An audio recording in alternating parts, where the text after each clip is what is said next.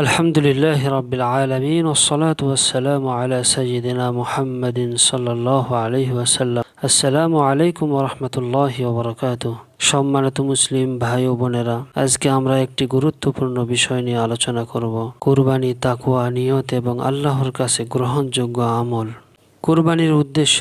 ভাইরা, কুরবানির মূল উদ্দেশ্য হলো শুধু পশু জবাই করা না।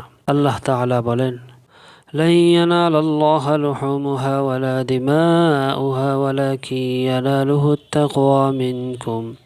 আল্লাহর কাছে পশুর গোশত বা রক্ত পৌঁছে না, পৌঁছে তোমাদের তাকওয়া, খোদা ভীতি। রাসূল সাল্লাল্লাহু আলাইহি ওয়াসাল্লাম বলেছেন, ইন্নামাল আ'মালু বিন্নিয়াত। সব আমলের মূল্য নির্ভর করে নিয়তের উপর।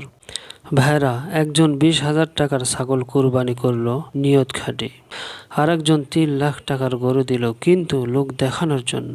আল্লাহর কাছে মূল্য কার বেশি? যার নিয়ত খাঁটি, লোক দেখানো কুরবানি।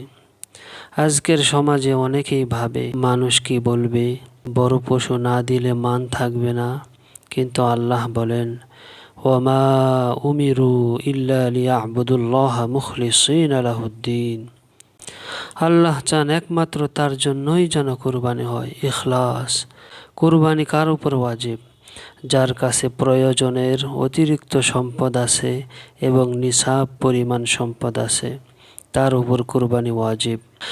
সহজভাবে আজকের হিসাব, প্রায় 80-90 হাজার টাকা অতিরিক্ত থাকলে রূপার হিসাব অনুযায়ী কুরবানি ওয়াজিব হতে পারে। বড় পশু না ছোট পশু?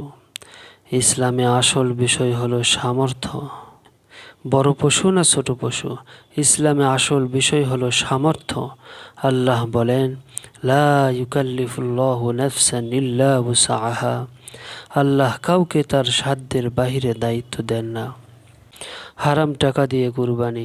রাসূল সাল্লাল্লাহু আলাইহি ওয়াসাল্লাম বলেছেন, ইন্নাল্লাহা তাইয়্যিবুন লা ইয়াকবালু ইল্লা তাইয়্যিবা। আল্লাহ পবিত্র, তিনি পবিত্র জিনিসই কবুল করেন। ঘুষ, সুদ, হারাম ইনকাম দিয়ে কুরবানি করলে কবুলের ভয় থাকে। পশুর প্রতি দয়া। কুরবানির পশুর সাথে খারাপ ব্যবহার করা যাবে না। এটা আল্লাহর ইবাদতের অংশ। খাওয়ানো, পানি দেওয়া, ভালোভাবে রাখা সবই ইবাদতের অন্তর্ভুক্ত। কুরবানির আসল শিক্ষা। ভাইরা, কুরবানি মানে শুধু মাংস না। কুরবানি মানে আল্লাহর জন্য ত্যাগ, নিজের ইচ্ছাকে কুরবানি করা, তাকওয়া অর্জন করা। আমরা দোয়া করব আল্লাহর কাছে, হে আল্লাহ, আমাদের কুরবানি কবুল করুন। আমাদের নিয়তকে একমাত্র আপনার জন্য খাঁটি করে দিন। আমাদের হালাল রিজিক দান করুন। আসসালামু আলাইকুম ওয়া রাহমাতুল্লাহি ওয়া বারাকাতুহু।